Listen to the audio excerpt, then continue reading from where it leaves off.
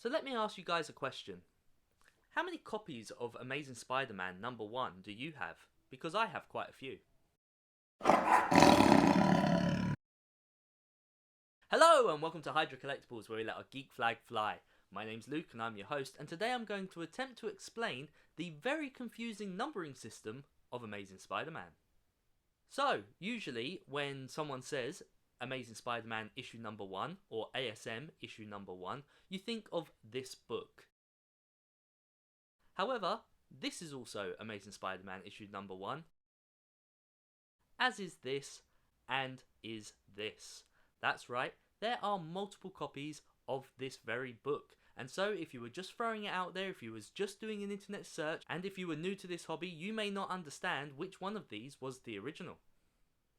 Now, of course, with pictures and with dates listed, it couldn't be too hard with the magic of Google as your friend to work out what this might be. However, it is worth noting that this is a really strange ploy that Marvel, primarily Marvel, have done in order to sell their books. Obviously, everyone wants that issue #1.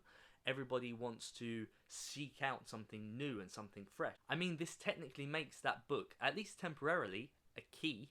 And so, yeah, they can sell more copies. It's also a really good jumping on spot for a lot of new fans. I myself came back into the hobby through Superior Spider-Man, which again began at an issue #1. So, you know, it does work. So, as many of you guys know, Spider-Man first came up in 1963. Technically, Amazing Fantasy 15 was 1962, but for the most part people understand that Spider-Man first appeared in his own title, Amazing Spider-Man, in 1963. This series would run from issue #1 all the way through to issue number 441, and this is referred to as Volume 1 of the series. After issue 441, we would jump into Volume 2, and this is where a large part of the confusion actually begins.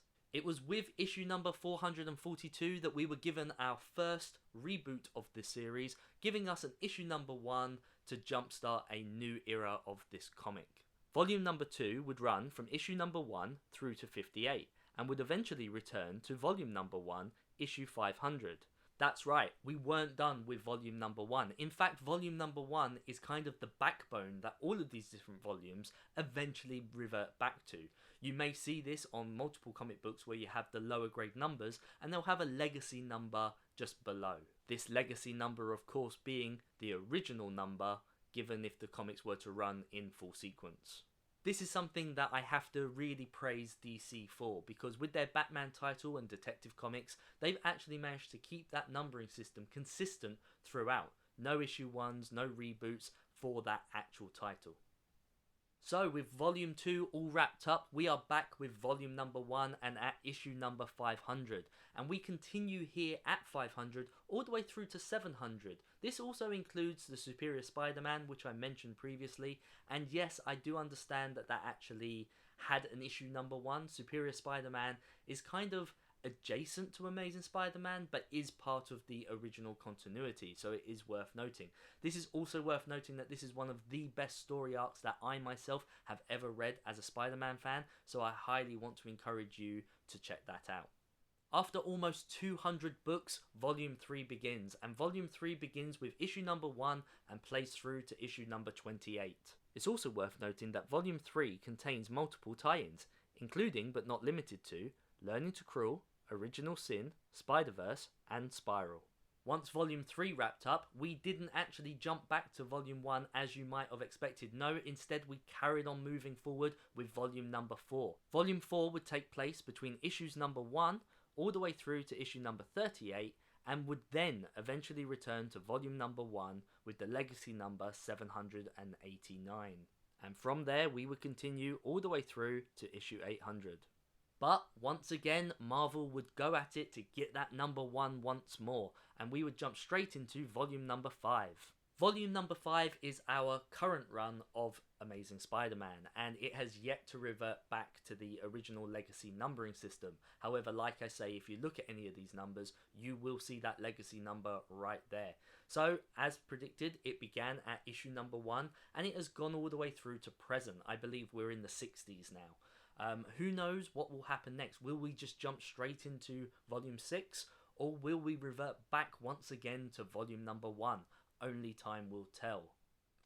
So there you have it. That is my attempt at trying to explain the incredibly confusing volume and numbering system of Amazing Spider-Man. This is no easy feat to get your head around. I remember when I was first collecting Spider-Man and entering into that 400 range, I had no idea that the numbers were suddenly going to change, and I kind of missed out on these books. I didn't realise whether or not they were tie-ins, one-shots, completely different titles. I didn't really know what it was I was looking at. And so, yeah, I feel like to a younger audience that didn't know that sort of thing growing up, Marvel was losing a lot of money. You know, not everyone knew what was happening with the titles. Obviously, nowadays, I think a lot of people are really used to the reboots, whether they be hard or soft. And I think people are used to going out there and jumping on at these issue number 1 points. I will stress that these are good. You know, having a jumping off point, having someone begin at an issue number 1 is fantastic. It's very motivating for someone to begin their run at a low number such as issue number 1. So I can in part see what Marvel is trying to do. Have you guys experienced anything similar to this with titles that you read? I know that Captain Marvel, for example, has so many different volume numbers, and it's really hard to keep track of what's going on. I mean, some people like Captain Marvel, who happens to be a male, and some people like Captain Marvel, which happens to be Carol Danvers, and then of course we have Miss Marvel, who could be Carol Danvers, but could also be Camilla Khan. It gets all a bit messy, and with the different volumes and numbering systems, not to mention the different characters with the same name, it can be a bit of a mess. So yeah, let me know in the comment section below if you have been confused by any of this numbering system in the past. So that's where I'm going to wrap up this video. If you enjoyed it, please hit that like button. If you haven't already subscribed, please do so.